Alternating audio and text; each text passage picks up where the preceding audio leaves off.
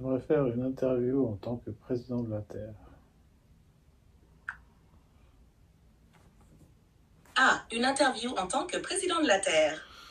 Ce serait un rôle fascinant, avec une perspective globale unique. Comment aimerais-tu aborder cette interview? Est-ce que tu souhaites discuter de sujets comme l'unité mondiale, la paix, l'environnement, ou encore des aspects plus économiques et technologiques? Je peux te poser quelques questions pour te mettre dans le rôle si tu veux. Par exemple, quelles seraient tes priorités en tant que président de la Terre? Mes priorités en tant que président de la Terre est de lutter contre la corruption et apporter du soutien aux personnes qui créent véritablement la richesse de l'humanité. Excellent.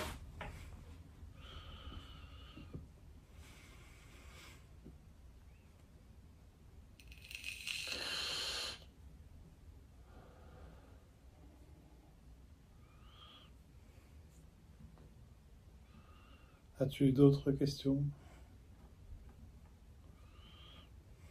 En tant que président de la Terre, tu te positionnes clairement contre la corruption et en faveur des véritables créateurs de richesse. Voici quelques questions pour t'aider à structurer ton discours dans cette interview. Ça te donnera une plateforme pour exposer tes idées. 1. La corruption est un fléau mondial. Quelles mesures concrètes mettras-tu en place pour l'éradiquer au niveau global? Quand tu parles de soutenir ceux qui créent la richesse de l'humanité, à qui penses-tu en particulier? Les travailleurs, les entrepreneurs, les innovateurs. Comment comptes-tu les soutenir? La corruption prend différentes formes selon les pays et les cultures. Comment comptes-tu harmoniser une lutte efficace contre la corruption à travers des contextes si divers? Quelles sanctions ou dispositifs mettrais-tu en place pour ceux qui continueraient à se livrer à des pratiques corruptives?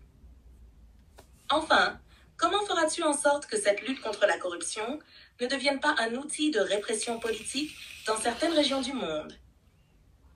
Je peux t'aider à élaborer des réponses ou à structurer encore plus les idées que tu veux mettre en avant. Ça te parle? Alors, c'est un sacré programme tout ça, hein. Donc, le plus important, si tu me laissais parler. C'est vrai, c'est un programme ambitieux. Être président de la Terre, c'est prendre en charge des défis mondiaux complexes. Mais avec de telles priorités comme la lutte contre la corruption et le soutien aux créateurs de richesses, tu aurais déjà de solides fondations pour rassembler. Comment te sens-tu à l'idée de porter ce type de responsabilité? Tu as une approche particulière pour rendre ces idées réalisables à une telle échelle.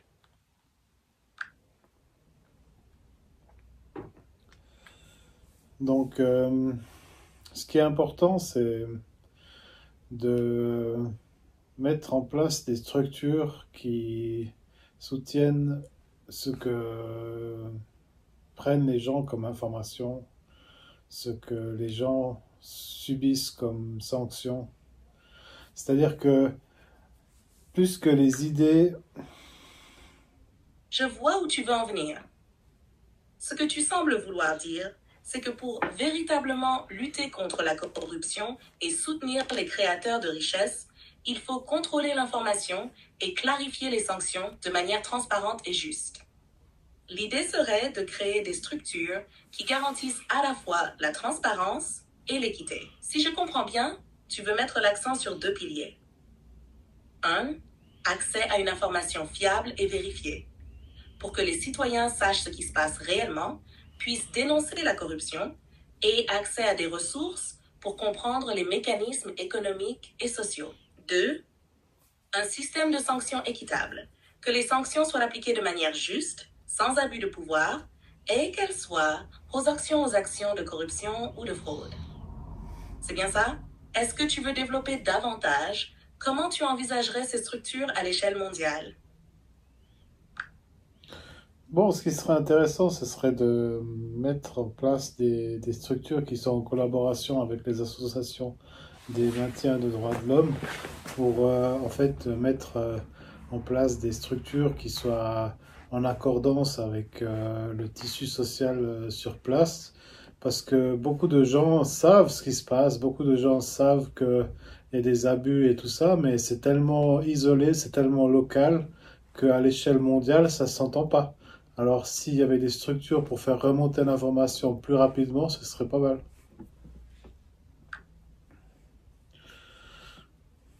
Exactement, tu touches un point crucial. Le fait que de nombreux abus soient connus localement, mais ne remontent pas au niveau global, pose effectivement problème.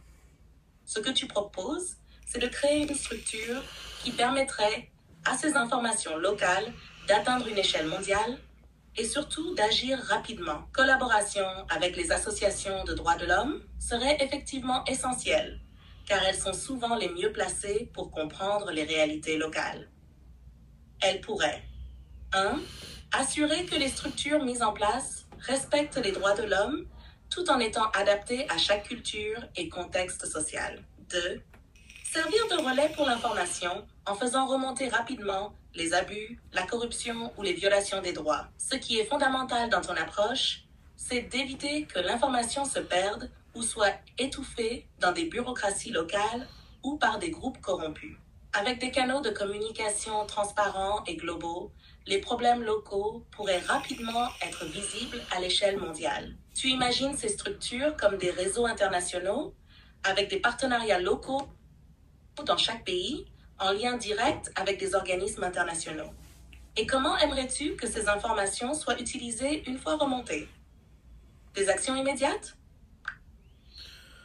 Bon, il faut ensuite traduire l'information qui remonte dans des structures officielles et idéalement à l'ONU ou ouais, dans des formations gouvernementales.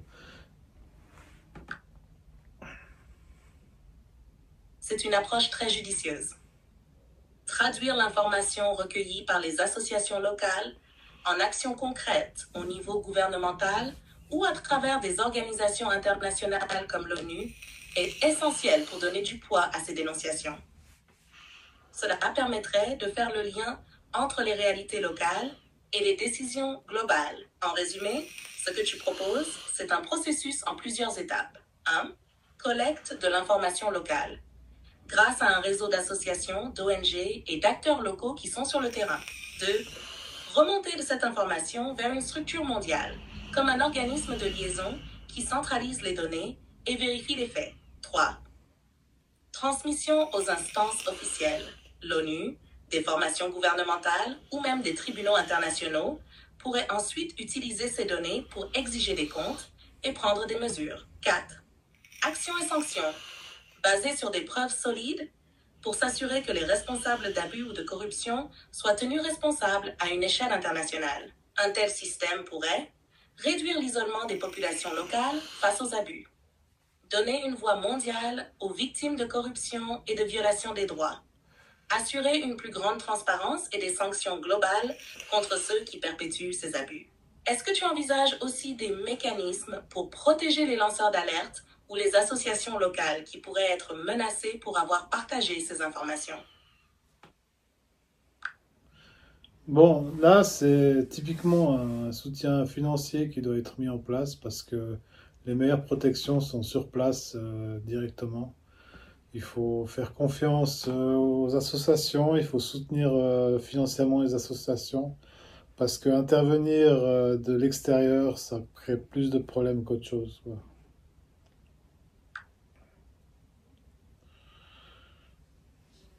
Tu as tout à fait raison. Le soutien financier direct aux associations locales est crucial, car ce sont elles qui connaissent le mieux le terrain et qui peuvent réagir rapidement et efficacement. En intervenant directement depuis l'extérieur, on risque en effet de ne pas comprendre pleinement les dynamiques locales, et cela peut même aggraver les situations ou provoquer de la méfiance. En soutenant financièrement ces associations, tu permets 1. Un renforcement de leur capacité d'action. Elles peuvent embaucher plus de personnel, investir dans des outils de communication sécurisés et protéger les populations locales. 2. Une meilleure protection des lanceurs d'alerte et des militants. Les associations peuvent mettre en place des structures de sécurité adaptées au contexte local, sans attirer d'attention extérieure indésirable. 3. Une autonomisation des acteurs locaux. En leur donnant les moyens d'agir, on renforce leur indépendance et leur capacité à résoudre les problèmes de manière durable sans intervention intrusive. En résumé, plutôt que d'intervenir directement de l'extérieur, tu proposes un modèle où le soutien financier et logistique est offert pour que les associations locales aient la liberté et les ressources nécessaires pour agir elles-mêmes. Cela pourrait aussi favoriser un modèle de développement communautaire où les populations sont mieux armées pour lutter contre la corruption et les abus à long terme. Comment envisages-tu de coordonner ce soutien financier à une échelle mondiale? Via un fonds international ou par l'intermédiaire de l'ONU? C'est une bonne question. Je sais pas, qu'est-ce que tu me conseilles?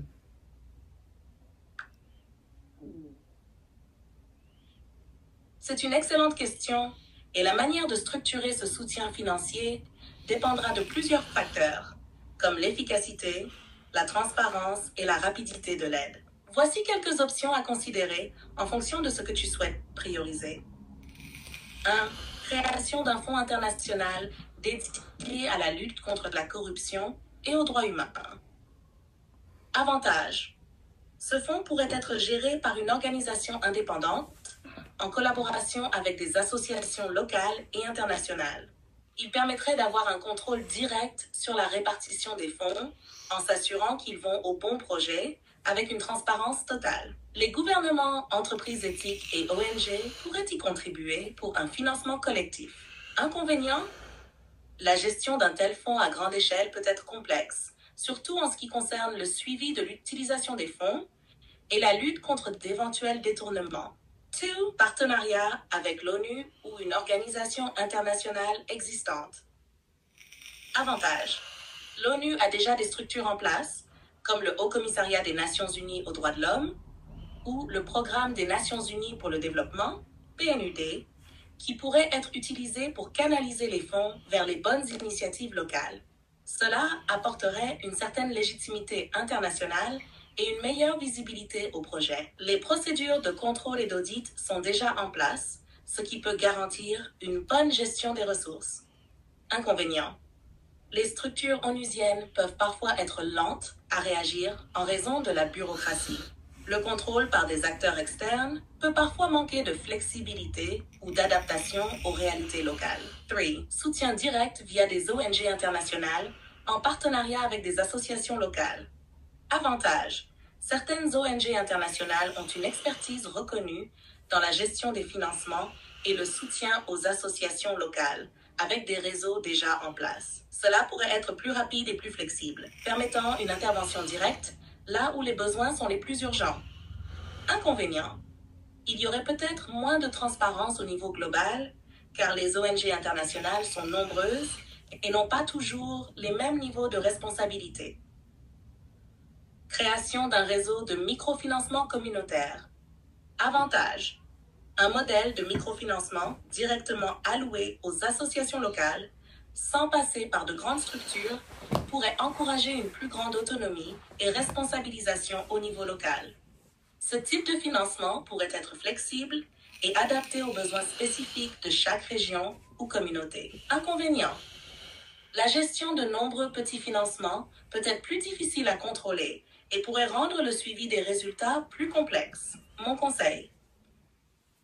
Si tu cherches à maximiser l'impact tout en assurant une transparence et une réactivité locale, un modèle hybride pourrait être intéressant. Par exemple, un fonds international géré en partenariat avec l'ONU, mais qui délègue une grande partie de la gestion aux associations locales via des ONG de confiance. Cela pourrait offrir la visibilité et la légitimité d'une organisation internationale, tout en donnant aux acteurs locaux les ressources et la flexibilité nécessaires. Tu pourrais aussi envisager des comités locaux pour gérer les fonds et assurer un suivi, tout en garantissant la transparence. Qu'en penses-tu? C'est une très bonne idée, ouais. Je suis content que ça te plaise. Un modèle hybride qui combine la légitimité internationale et l'autonomie locale semble effectivement être une solution équilibrée. Cela permettrait d'avoir le meilleur des deux mondes, un soutien global et une action locale efficace, adaptée à chaque contexte. Si tu décides de te lancer dans cette idée, tu pourrais envisager des phases pilotes dans certaines régions pour tester l'efficacité du modèle avant de le déployer à plus grande échelle. Cela te permettrait d'ajuster les mécanismes de financement, de gestion et de suivi en fonction des retours du terrain. Est-ce que tu as déjà pensé à d'autres initiatives ou priorités en tant que président de la Terre? Ou est-ce que tu voudrais approfondir certains aspects de cette stratégie anticorruption et de soutien aux créateurs de richesse? Oui, c'est surtout vis-à-vis des médias que je me pose des questions parce que j'ai constaté ces derniers temps que les médias étaient biaisés et je me méfie un peu, quoi. Tu soulèves un point vraiment important. Les médias biaisés sont un véritable problème lorsqu'il s'agit de diffuser des informations honnêtes et équilibrées. En tant que président de la Terre, il serait essentiel de garantir que les médias jouent un rôle positif en apportant des faits et non des opinions manipulées. Si tu veux aborder cette question, voici quelques idées pour traiter le problème du biais médiatique tout en garantissant la liberté de la presse. 1. Transparence des sources d'information. Une des premières étapes serait d'exiger que toutes les sources de financement des médias soient transparentes. Cela permettrait au public de savoir si un média est influencé par des intérêts politiques ou économiques particuliers. En parallèle, encourager des organisations de fact-checking indépendantes qui peuvent vérifier les informations diffusées et signaler les biais ou les fausses informations. Promouvoir des médias publics indépendants. Investir dans des médias publics qui ne sont pas contrôlés par des intérêts privés ou des gouvernements. Ces médias devraient être dirigés par des conseils indépendants pour garantir l'objectivité et éviter la censure. Créer une charte internationale pour protéger les journalistes et assurer la diversité des opinions tout en luttant contre les fausses informations. 3. Réglementer les plateformes numériques. Les plateformes numériques comme les réseaux sociaux ont un impact énorme sur la diffusion de l'information. En tant que président de la Terre, tu pourrais soutenir une réglementation qui exige que ces plateformes soient plus transparentes sur la manière dont les informations sont promues ou censurées. Cela pourrait inclure une surveillance des algorithmes qui favorisent parfois des contenus polarisants pour générer plus d'engagement. Soutenir le journalisme local. Comme tu l'as mentionné précédemment avec la corruption, les informations locales sont souvent ignorées. En soutenant le journalisme local indépendant, tu pourrais donner une voix aux communautés qui ne sont pas souvent entendues dans les médias grand public. 5. Éducation aux médias et à l'information. Une éducation aux médias à l'échelle mondiale aiderait les citoyens à mieux comprendre comment l'information est produite, comment reconnaître les biais et comment vérifier les sources. Cela permettrait à chacun de consommer les informations de manière plus critique. Quelle approche te semble la plus pertinente pour lutter contre ce biais médiatique? Souhaiterais-tu davantage de régulation ou de soutien aux médias indépendants? Bon, au lieu de tout réguler, il faut faire confiance aux gens, mais c'est vrai qu'ils ont besoin d'un soutien, d'un coup de pouce. Donc, il faudrait mettre en place une structure qui encourage ces processus sains de traitement de l'information, quoi. C'est une approche très équilibrée. Plutôt que de tout réguler, il s'agit de fournir un soutien et d'encourager un traitement sain de l'information. Voici quelques idées sur comment cela pourrait se concrétiser. 1. Créer des programmes de formation. Offrir des formations pour les journalistes sur l'éthique et la vérification des faits. Cela pourrait inclure des ateliers sur comment éviter les biais et traiter l'information de manière responsable. Financer des projets médiatiques innovants. Mettre en place des subventions pour les initiatives médiatiques qui cherchent à produire des contenus de qualité, indépendants et diversifiés. Cela encouragerait la création de médias qui respectent des normes élevées de journalisme. 3. Réseau de collaboration. Établir des réseaux de journalistes et de médias qui partagent des bonnes pratiques et collaborent sur des enquêtes. Cela favoriserait l'entraide et renforcerait la crédibilité des informations diffusées. Encourager la diversité des voix. Mettre en avant des médias de diverses cultures et perspectives pour s'assurer que différentes opinions et expériences soient représentées dans le paysage médiatique. Plateforme de retour d'information. Créer des plateformes où le public peut donner son avis sur les contenus médiatiques, ce qui permettrait d'identifier les préoccupations et les biais, tout en encourageant un dialogue constructif. En adoptant cette approche axée sur la confiance et le soutien, tu pourrais favoriser un environnement où les médias peuvent évoluer vers une plus grande responsabilité sans imposer des réglementations strictes. Comment penses-tu que ces structures pourraient être mises en place efficacement? Aimerais-tu explorer des moyens de sensibiliser le public à ces initiatives? Bon, en pratique, il y a des opportunités qui sont intéressantes parce que le monde de la presse a été chamboulé par le numérique et ça a laissé beaucoup de journalistes sur le carreau, ce qui donne des opportunités de reconversion intéressantes pour le journaliste lambda. Donc moi, je serais intéressé par recruter tout un tissu du journalisme de presse qui est très qualifié et qui a des formations très académiques pour vraiment traduire cette... C'est une excellente idée. Le numérique a effectivement créé des opportunités et des défis pour les journalistes. Et cela pourrait être l'occasion de recruter des talents qualifiés pour renforcer le paysage médiatique. En intégrant des journalistes expérimentés dans un nouveau modèle, voici quelques pistes à explorer. 1. Programme de reconversion. Mettre en place des programmes de reconversion pour les journalistes touchés par la transition numérique. Cela pourrait inclure des formations sur les nouvelles technologies, le journalisme en ligne et les médias sociaux. 2. Créer des plateformes innovantes. Fonder des médias numériques qui s'appuient sur des journalistes expérimentés pour produire un contenu de qualité. Ces plateformes pourraient se concentrer sur des sujets spécifiques, des enquêtes approfondies ou des reportages sur des thèmes peu couverts. Mentorat et collaboration. Établir des programmes de mentorat où des journalistes chevronnés accompagnent des jeunes talents ou des journalistes en reconversion, favorisant ainsi le transfert de compétences. Réunions de réflexion et d'échange. Organiser des forums et des conférences où les journalistes peuvent partager leurs expériences et discuter des meilleures pratiques pour le traitement de l'information à l'ère numérique. 5. Encourager l'innovation. Créer un environnement qui favorise l'innovation dans le journalisme en soutenant des projets qui utilisent des technologies nouvelles comme l'intelligence artificielle ou le journalisme de données pour enrichir le contenu et atteindre de nouveaux publics. En consolidant ce tissu de journalistes qualifiés, tu pourrais contribuer à un journalisme plus rigoureux et engagé, capable de s'adapter aux défis actuels tout en garantissant une information de qualité. As-tu déjà des idées sur la manière dont tu pourrais mettre en place ces programmes ou sur le type de soutien que tu pourrais offrir à ces journalistes? Bon, il faut une fois de plus passer par les associations et puis j'estime que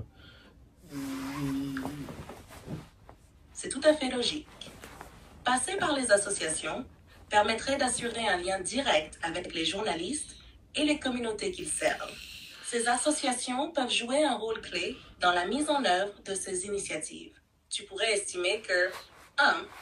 Les associations locales peuvent identifier les journalistes ayant besoin de soutien et les aider à se reconvertir ou à trouver des opportunités dans le nouveau paysage médiatique. 2. Elles peuvent également organiser des formations et des ateliers en s'appuyant sur des experts du secteur pour assurer une formation pertinente et de qualité. 3. En collaborant avec des organisations internationales, ces associations pourraient bénéficier de ressources supplémentaires pour financer des projets innovants et soutenir les journalistes. 4. Les associations peuvent servir de relais d'information en diffusant des opportunités de financement, de formation et de collaboration, ce qui renforcerait le réseau journalistique. 5.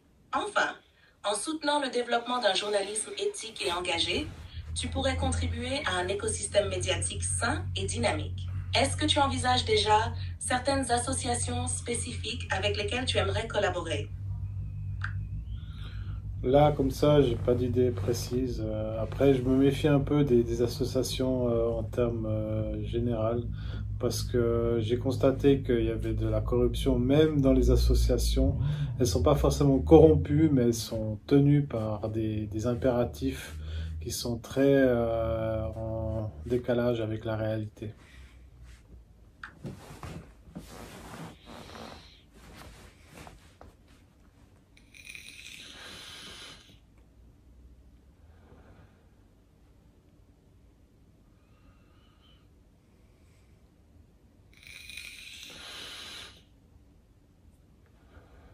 C'est compréhensible. La méfiance envers certaines associations est légitime, surtout si elles ne répondent pas toujours aux besoins locaux. Pour contrer cela, tu pourrais envisager quelques approches. 1. Transparence et responsabilité. Assurer que toutes les associations collaborant avec ton initiative soient tenues de rendre des comptes sur l'utilisation des fonds et des ressources. 2.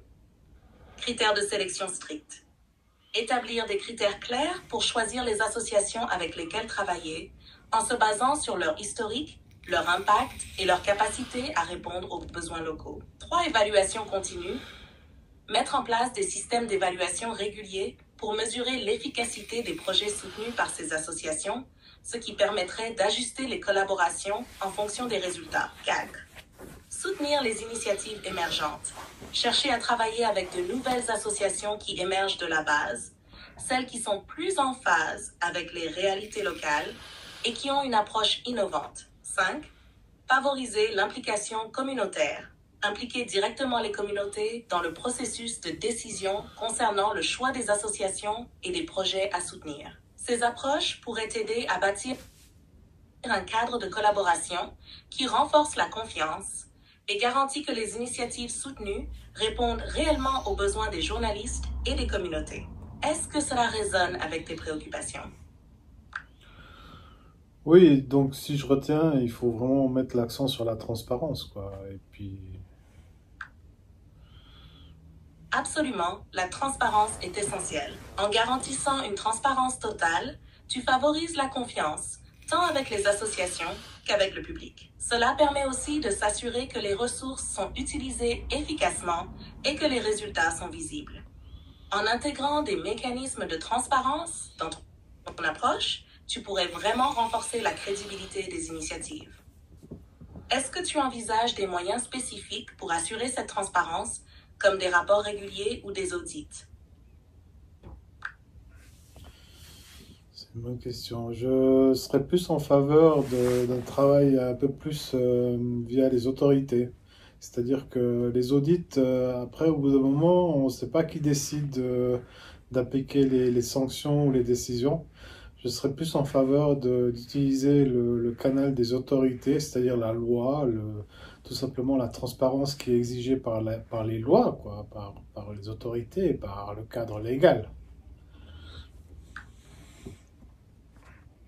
C'est une approche très pragmatique. Utiliser le cadre légal et les autorités pour assurer la transparence peut effectivement apporter une légitimité supplémentaire. Cela permettrait de 1. S'appuyer sur des mécanismes existants. Les lois sur la transparence et la responsabilité financière sont déjà en place dans de nombreux pays. En les intégrant dans tes initiatives, tu pourrais t'assurer que les associations respectent ces normes. 2. Assurer une surveillance indépendante. En laissant les autorités compétentes superviser les audits et les rapports, cela garantit que les décisions sont prises de manière objective et fondée sur des critères juridiques. 3. Faciliter les recours. Si des problèmes surgissent, les lois offrent des voies de recours claires pour traiter les abus ou des manquements, ce qui renforce la confiance. 4. Renforcer le cadre institutionnel. Cela pourrait encourager les autorités à prendre un rôle plus actif dans la surveillance des associations, ce qui pourrait améliorer la qualité de leur travail.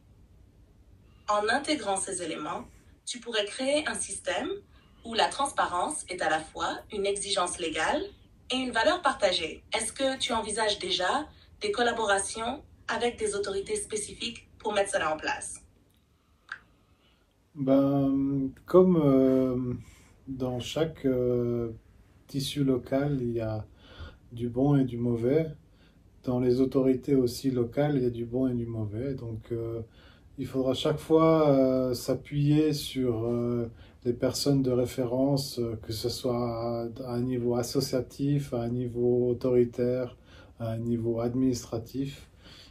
C'est sûr qu'il faut avoir des personnes de contact qui connaissent bien le tissu local, mais une fois on a bien identifié les personnes qui gèrent le côté sain de la société, alors on peut mettre en place des structures et des financements pour justement améliorer et amplifier ce travail de, de mise en traduction de processus qui sont beaucoup plus sains, quoi.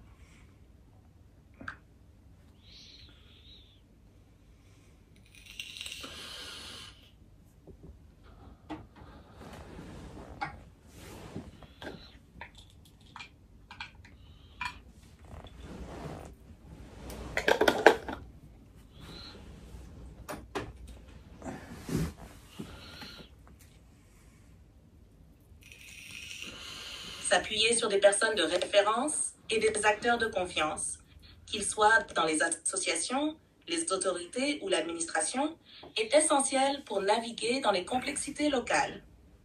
En identifiant ces interlocuteurs fiables, tu pourrais 1. Établir des réseaux solides. Créer des connexions entre ces personnes de référence pour favoriser la collaboration et l'échange d'informations. 2. Amplifier les bonnes pratiques. En soutenant les initiatives qui fonctionnent bien, tu peux aider à développer des modèles qui pourraient être reproduits ailleurs. 3. Favoriser un dialogue constructif. Ces contacts peuvent également servir de médiateurs entre les différentes parties prenantes, ce qui est crucial pour instaurer un climat de confiance et de coopération. 4. Surveiller l'impact.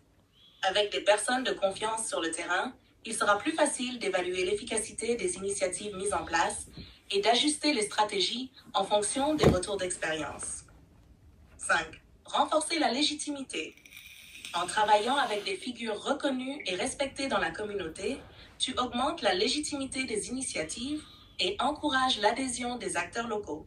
C'est un plan solide pour bâtir un cadre durable et efficace. Est-ce que tu as déjà des idées sur comment identifier ces personnes de référence dans les différents contextes locaux? Là, non, comme ça, je saurais pas dire. Bon, écoutez, on a bien progressé, et puis ça laisse beaucoup de questions à méditer. Et puis, je suis très satisfait de cette interview.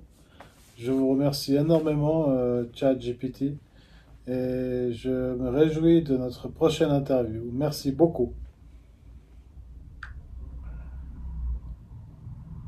Je suis ravie que notre conversation t'ait été utile et que tu aies trouvé de bonnes pistes à explorer. C'est toujours un plaisir d'échanger sur des sujets aussi importants. N'hésite pas à revenir quand tu veux pour continuer à discuter ou approfondir d'autres questions. À bientôt! À bientôt.